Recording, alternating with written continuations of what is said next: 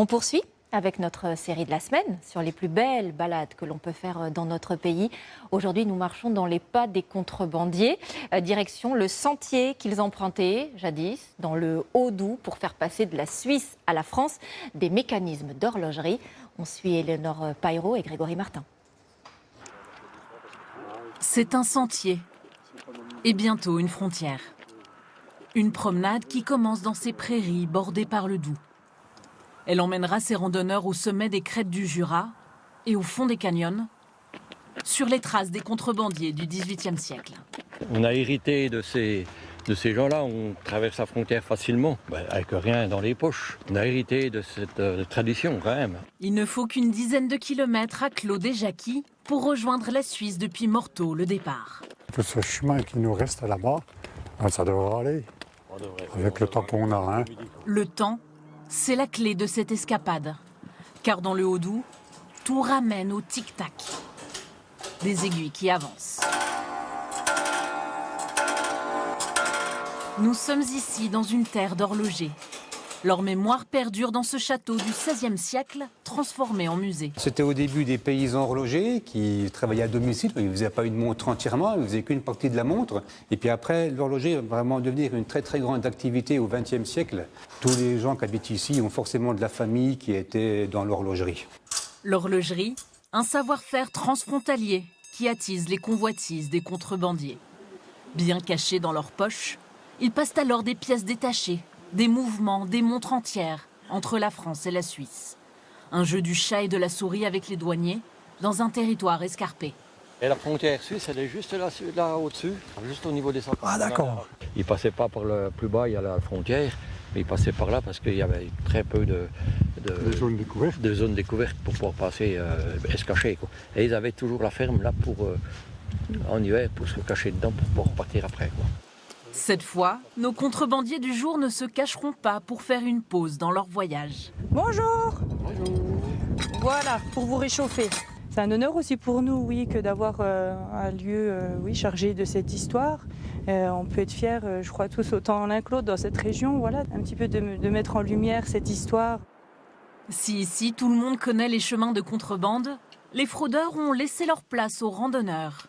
On arrive à la frontière. Toi, tu vas passer côté suisse, moi je vais rester côté français. Parfois un peu clandestin. Oui, j'ai pas mes papiers. Alors, les douaniers sont pas là aujourd'hui, ça va bien aller. Au sommet du Mémusy, à près de 1300 mètres d'altitude, ces anciennes bornes marquent encore la frontière. D'un côté, on y contemple le Val de Morteau. De l'autre, derrière les sapins, les Alpes bernoises se dévoilent. Mais pour changer de pays, les contrebandiers ne grimpent pas seulement des montagnes. Ils enjambent aussi une rivière. Notre itinéraire nous emmène au Saut du Doubs, une cascade de 27 mètres entre la Suisse et la France. C'est le milieu du Doubs. Sur la carte, vous voyez, c'est la ligne frontière, elle est tracée au niveau du... Oui. À l'époque, il n'y avait pas de passerelle entre les deux rives. Le courant, parfois violent, est un danger pour ceux qui la traversent. Il fallait pouvoir creuser, pouvoir trouver des passages avec des rochers affleurants pour peut-être passer d'un rocher à l'autre, voire avec l'aide de barques. Ces histoires, François Boisnet les connaît par cœur. Dans sa famille, depuis 5 générations, on est horloger, ou plutôt horlogeur. C'est ainsi qu'on appelait les artisans qui fabriquaient et réparaient les vieilles horloges.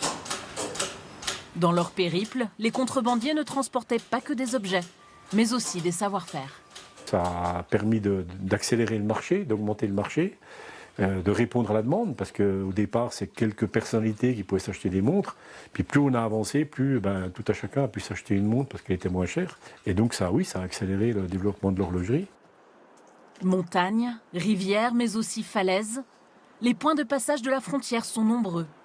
François nous emmène franchir le plus rapide d'entre eux, les échelles de la mort. Donc les contrebandiers empruntaient ce passage pour se rendre rapidement au bord du Doubs, traverser le Doubs qui est juste au fond de la vallée en dessous de nous, et puis rejoindre le premier village qui se trouve de l'autre côté, la côté suisse.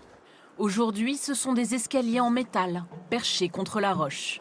Jusqu'au début du 19e siècle, ces échelles étaient en bois, et loin d'être le seul danger. Il y a encore l'ours qui est présent, il y a le loup qui est présent.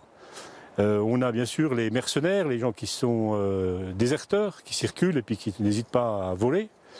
Et puis il y a les douaniers quand même qui sont là, qui les attendent et il faut quand même passer entre les mailles du filet, quoi.